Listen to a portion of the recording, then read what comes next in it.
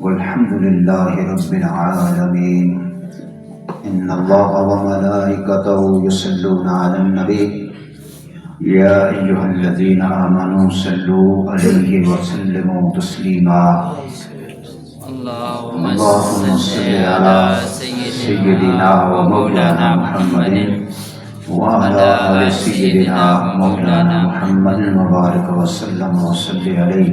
ایک بار اور درود شریف پڑھ لیں. الصلاۃ والسلام علیک یا سیدی یا رسول اللہ وعلی آلک واصحابک یا حبیب اللہ. ایک بار اور پڑھ لیں، 3 بار ہو جائے. اللہم صلی علی محمد وعلی آل محمد وبارک وسلم وصل علیہ. میرے انتہائی واجب الاحترام سامعین کرام، اللہ تبارک و تعالیٰ کے مقدس کلام میں سے سورہ دخان کی پہلی آیت کریمہ کی تلاوت کی ہے. گرامی حضرات، اللہ رب العالمین نے سورہ میں اس کی ابتدا حروف مقطعات میں سے 2 حروف کی ساتھ کی ہے کہ ایک ہا اور ایک میم. یہ 2 حروف جو ہیں یہ حروف مقطعات میں سے ہیں جن کو ایک ایک کر کے پڑھا جاتا ہے اور ان کے معنی ما سوائے اللہ اور اس کے رسول کے کوئی نہیں جانتا. مختلف اقوال ہیں ان کے تعلق سے، بہرحال ان کو حروف مقطعات کہا جاتا ہے. آگے اللہ رب العالمین نے ارشاد فرمایا والکتاب المبین، ایک کھلی کتاب، واضح کتاب. اس کی قسم اللہ پاک نے جو ہے وہ ارشاد فرمائی ہے، اس کھلی ہوئی کتاب کی، اس واضح کتاب کی قسم ہے.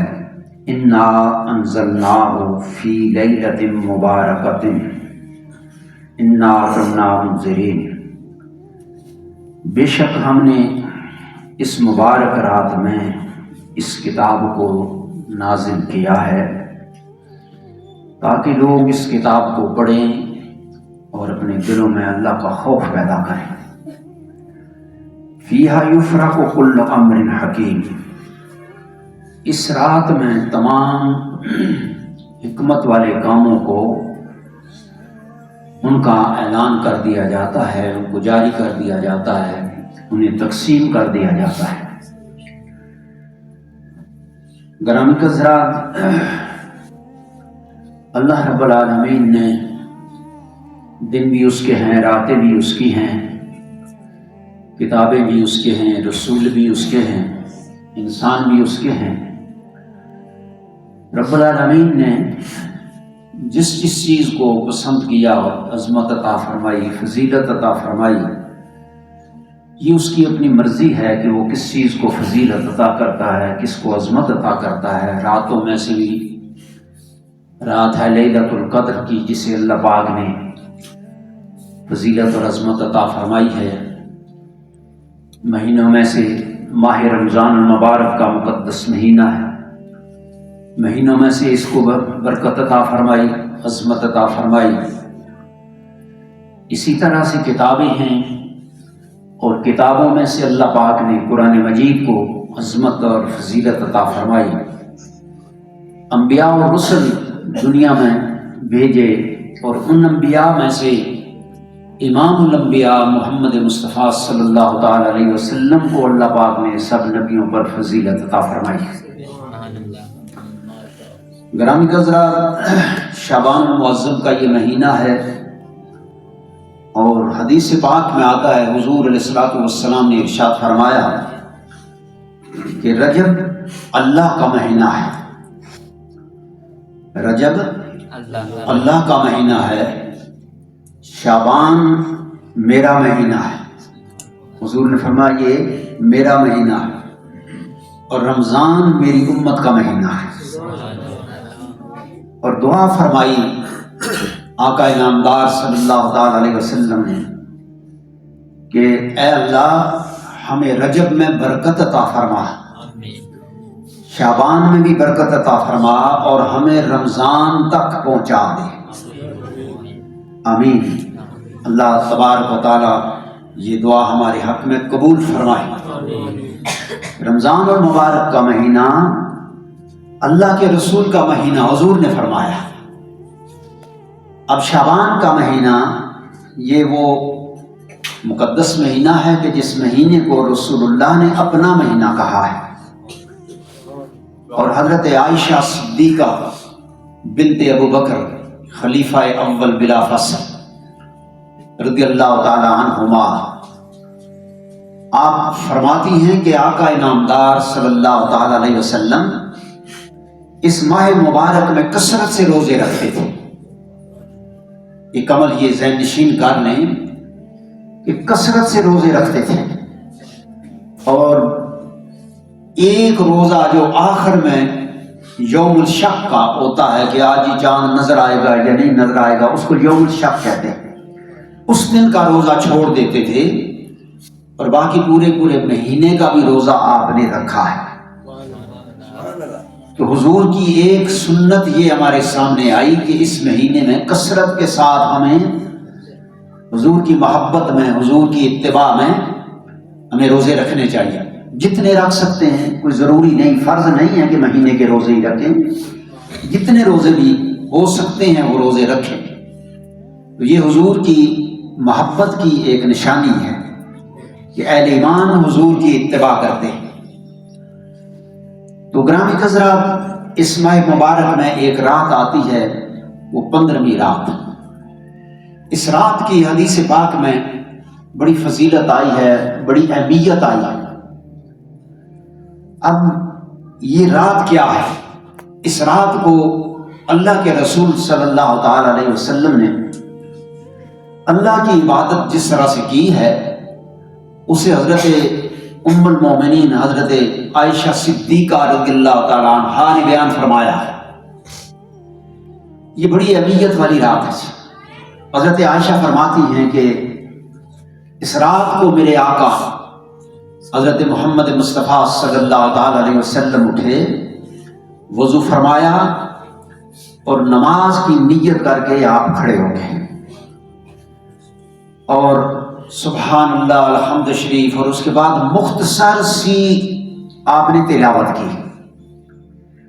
اب مختصر تلاوت کا علماء نے لکھا ہے کہ مختصر ترین جو تلاوت ہمیں نماز کے اندر فرض کی 2 رکعتوں میں اور سنتوں کی ساری رکعتوں میں کرنی چاہیے، نوافل کی بھی، کہ سورہ فاتحہ کے بعد قرآن مجید کی کسی نہ کسی سورت کی، یا جہاں سے کہیں کسی کو آسان ہو وہاں سے یاد ہو، اس کی تلاوت کی جائے، اور وہ کم از کم 3 چھوٹی آیتیں۔ کتنی آیتیں؟ 3 چھوٹی آیتیں، جس طرح انا اعطیناک الکوثر صلی لربک وانحر، کم از کم اتنی تلاوت کرنی جو ہے یہ فرض ہے، واجب۔ تو آپ فرماتی ہیں کہ اللہ کے رسول صلی اللہ تعالی علیہ وسلم نے نماز کے لیے کھڑے ہوئے اور سورہ فاتحہ کے بعد مختصر سی آپ نے تلاوت فرمائی، اور زیادہ یا تو 3 چھوٹی آیتیں ہونی چاہیے، یہ مسئلہ بھی ذہن نشین کرا دوں، یا چھوٹی 3 آیات جس طرح انا اعطیناک الکوثر کی ہیں، یا ایک بڑی آیت ہے۔ اور اس کی مثال علماء نے جو ہے وہ دی ہے، یہ آیت الکرسی۔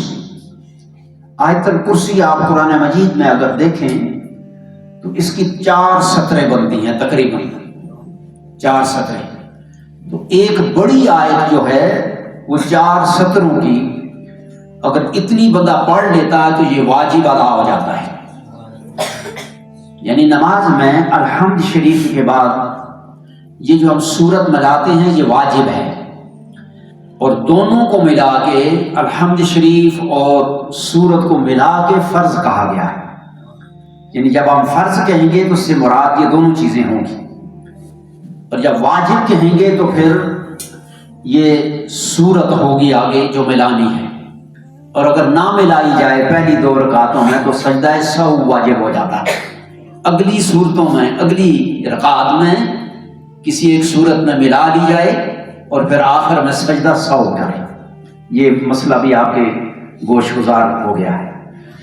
تو آقا انعامدار نے مختصر سی تلاوت فرمائی اور پھر آپ رکوع میں چلے گئے.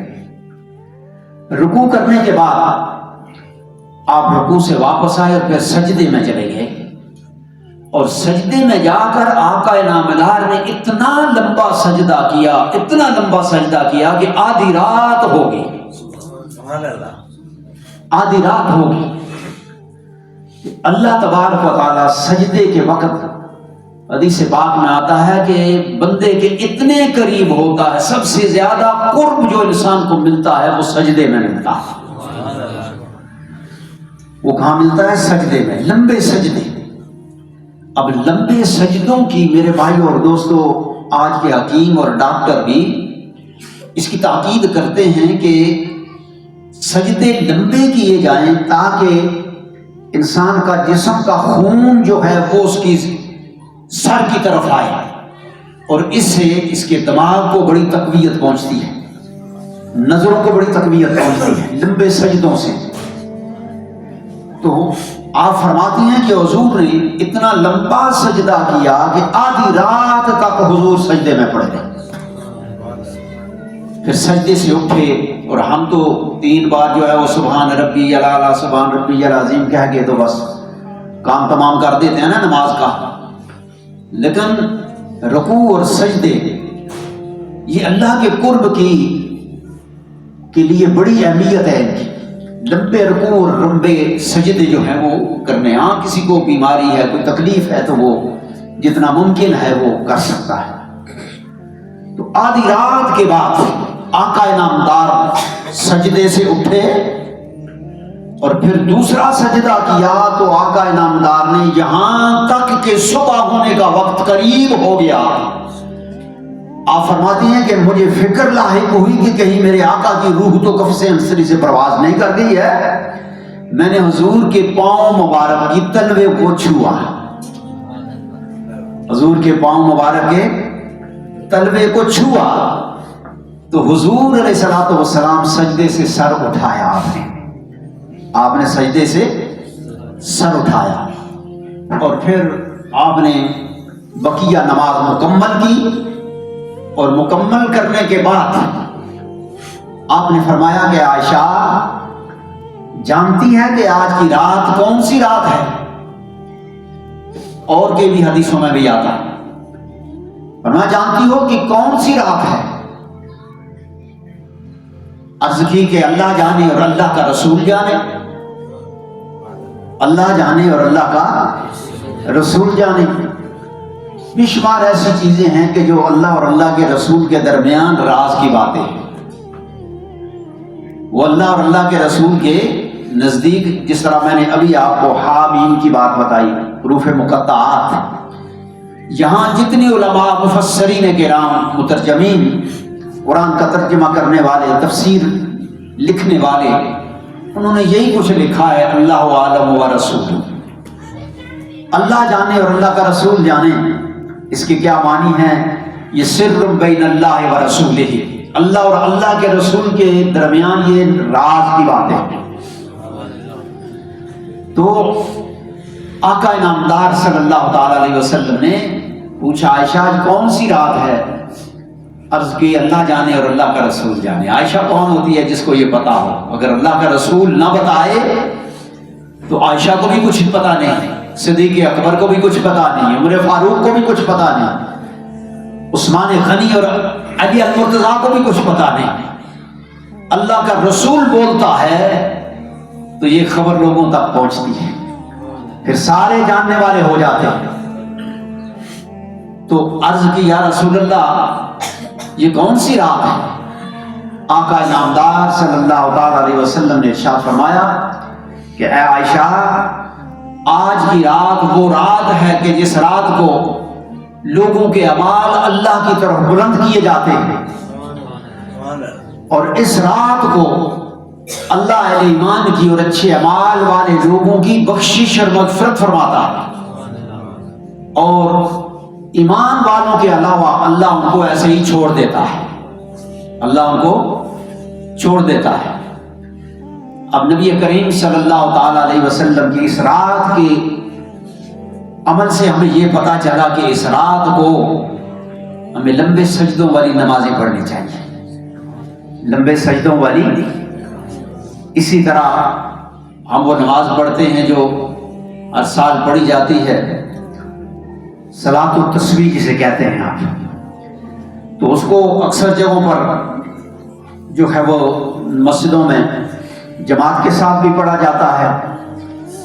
تو اگر جماعت کہیں ہو تو اس میں آپ شریک ہو جائیں، اعلان تو ان کا نہیں کرنا چاہیے بغیر اعلان کے، یہ نماز جماعت کے ساتھ ہوتی ہے۔ تو اس میں رکوع بھی لمبے ہوتے ہیں اور سجدے بھی لمبے ہوتے ہیں، کیونکہ وہاں جو کلمہ پڑھا جاتا ہے سبحان اللہ والحمد للہ ولا الہ الا اللہ واللہ اکبر، یہی تک پڑھتے ہیں، آگے بھی ہے ولا حول ولا قوۃ الا باللہ العلی العظیم۔ اگر اس کو بھی پڑھ لیا جائے تو یہ آسمان کے عرش کے خزانوں میں سے ایک خزانہ ہے، یہ لا حول ولا قوۃ الا باللہ العلی العظیم۔ یہ حدیث پاک میں آتا ہے کہ یہ عرش کے خزانوں میں سے ہے۔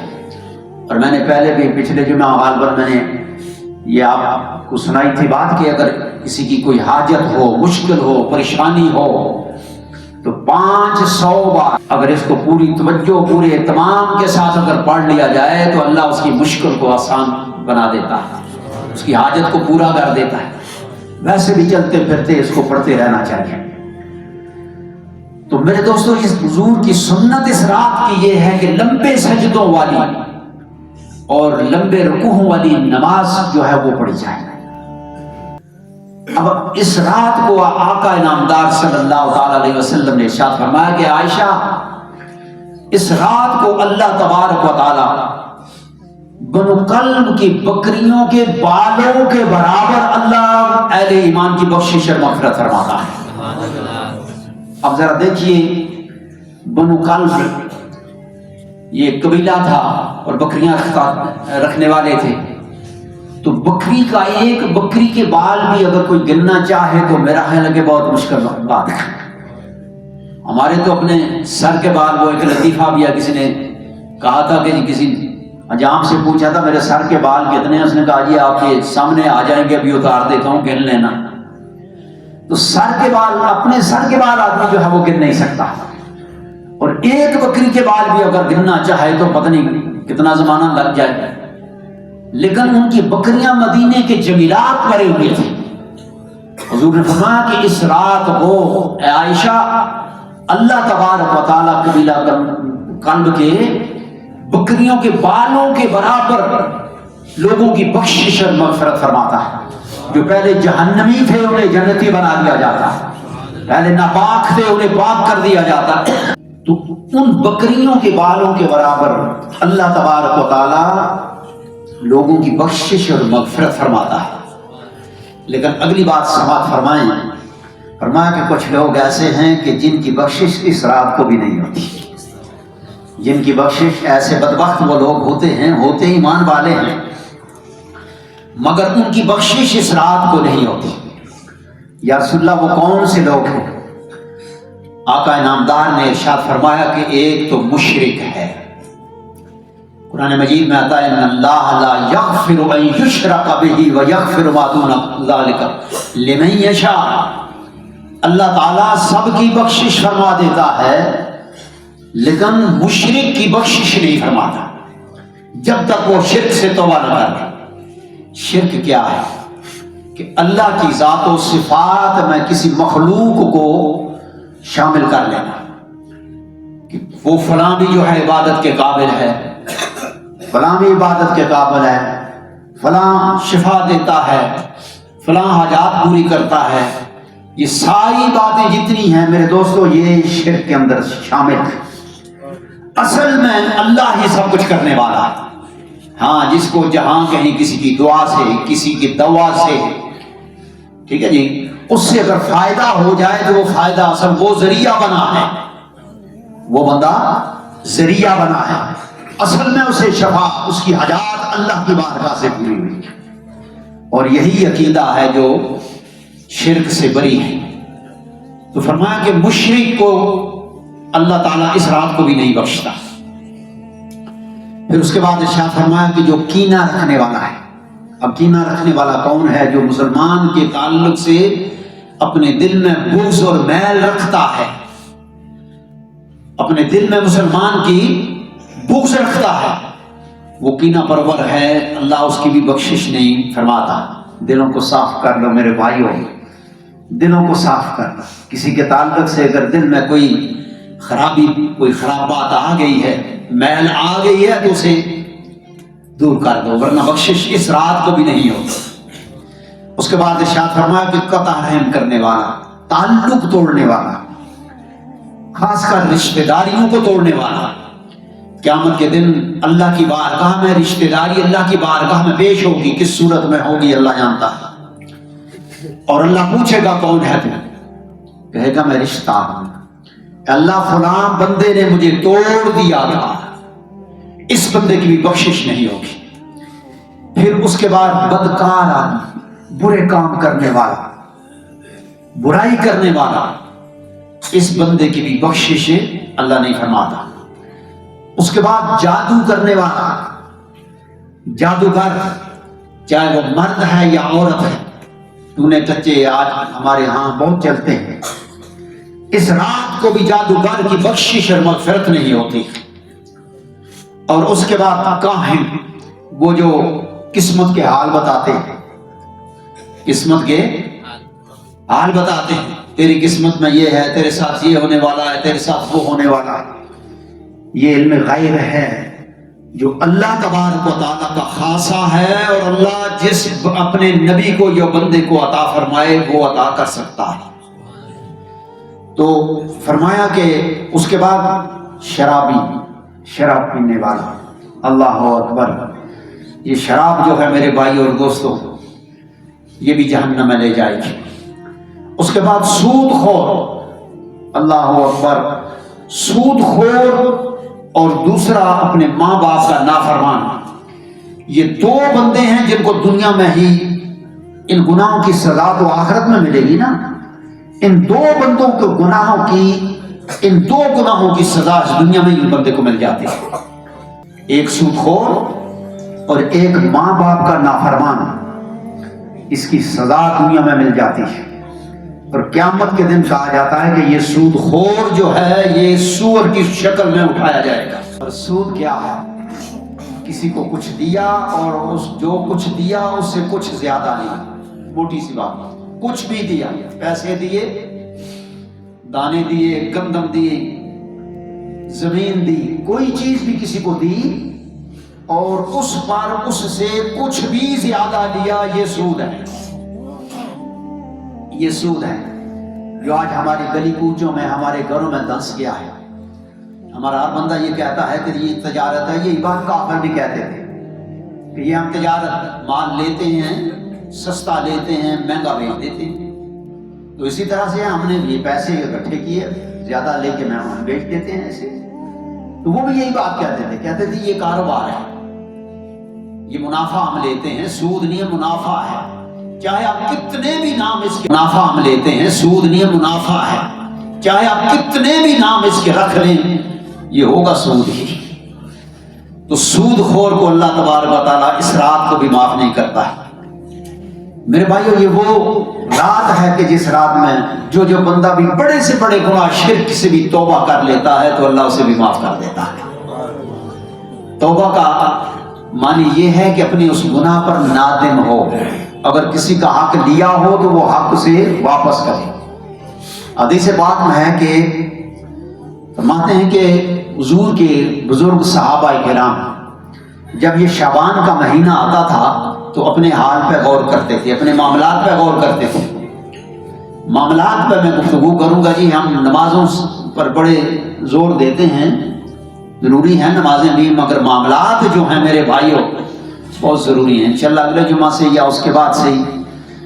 تو فرماتے ہیں کہ یہ صحابہ کرام اپنے معاملات پر غور کرتے تھے. کسی کے ساتھ میں نے کوئی معاملہ غلط تو نہیں کر دیا، بدعہدی تو نہیں کر دی، اور کسی کا ادھار دینا تھا تو وہ ادھار دے دیتے.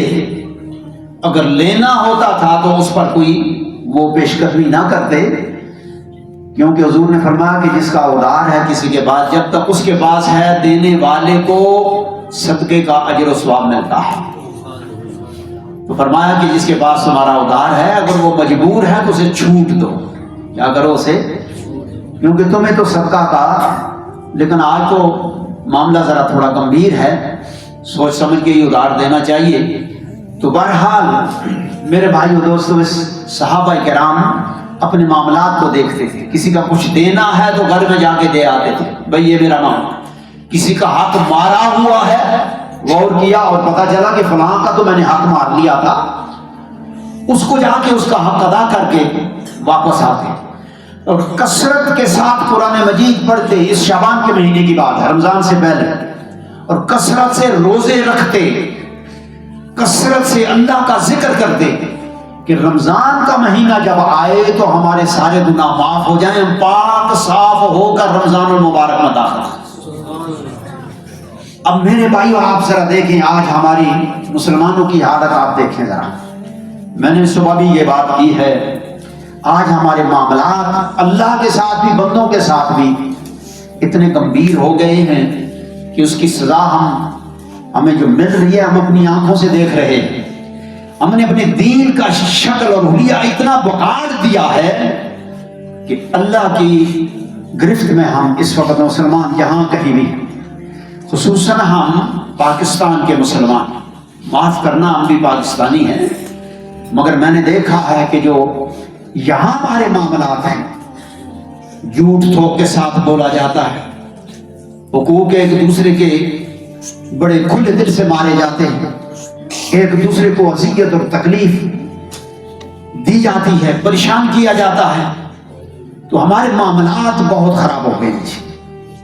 ان معاملات کو ٹھیک کریں جی، غور کریں کہ کسی کا حق تو نہیں مارا ہوا، اس سنت کو بھی پورا کریں کہ رمضان سے پہلے پہلے اسے ادا کریں، تو اللہ تبارک و تعالیٰ نے ان حقوق میں ہی گرفتار کرنا ہے۔ یہ جو ہم کہتے ہیں نا اللہ بڑا رحیم ہے، کریم ہے، معاف کر دے گا، وہ صرف اس کے حقوق ہے۔ نماز ٹھیک نہیں پڑھی، نماز ٹھیک نہیں پڑھی، جو اس میں غلطی ہوگی اللہ اس کو معاف کر دے گا، روزہ رکھا تھا مگر غلطی ہوگی اللہ اس کو معاف کرے گا۔ ایک بندے کے ہم حق مار کے اگر یہاں سے چلے گئے تو اللہ اس کو معاف نہیں کرے گا، وہ باوجود ڈھیروں نمازیں لے کے آئے گا، کثرت کے ساتھ روزے لے کے آئے گا، کثیر تعداد میں قرآن مجید اور ذکر اللہ کا کیا ہوگا، مگر وہ بندہ جنت نہیں جا سکے گا جب تک وہ اس بندے کا حق ادا نہ کرے۔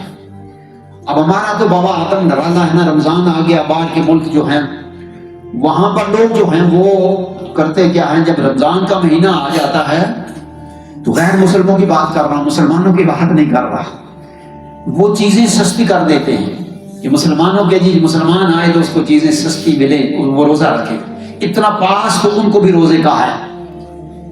لیکن ہمارا دکاندار، ہمارا تاجر کیا کرتا ہے، وہ کہتا ہے کمائی کا مہینہ ہے، کمائی کا مہینہ ہے۔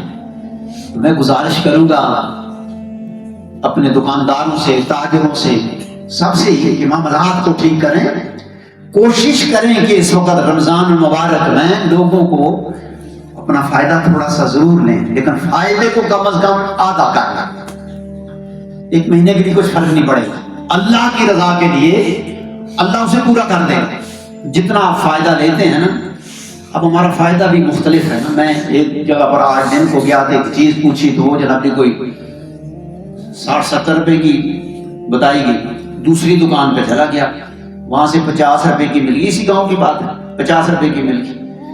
تو میری گزارش یہ ہے کہ اپنا اگر 50 روپے آپ غیر رمضان میں منافع لیتے ہیں تو رمضان میں 25 روپے کر لیں۔ اللہ کی عزت کی قسم کھا کے کہتا ہوں اللہ تمہیں نقصان نہیں دے گا۔ میرے رسول نے فرمایا ہے کہ صدقہ کرنے سے مال بندے کا کم نہیں ہوتا۔